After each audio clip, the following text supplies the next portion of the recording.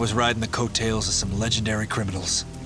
The Keaton, Holden gang, people like Frank Jelly Nash, they're all names that figured prominently in bank robbery.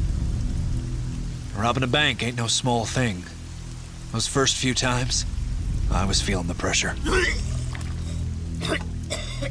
He would get physically sick, that he'd be vomiting before going on a job.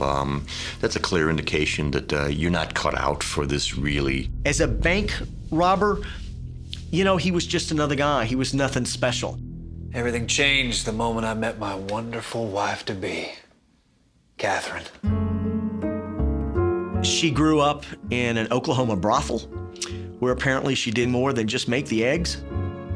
She was a woman who enjoyed the good life, and with no real means of attaining it. Catherine was glamorous, she was attractive, she loved the spotlight, and she was a bad girl. She was a spitfire. She was full of sass, and she wanted it all. And what Catherine wanted, Catherine got. Catherine Kelly really wanted her husband to be thought of as a tougher guy. You know, so she was always bragging around Dallas and Fort Worth about how connected he was and all the dangerous criminals he knew. She decided to buy him a machine gun. One story that was spread was that Machine Gun Kelly was so good with a machine gun, he could actually write his name on a wall. And then she would take spent shells from the machine gun and sort of leave them around the various speakeasies and bars that she'd frequent. And she'd talk about how George was getting so good with the machine gun that he could shoot walnuts off a fence line. She essentially served as his underground press agent, spreading these stories.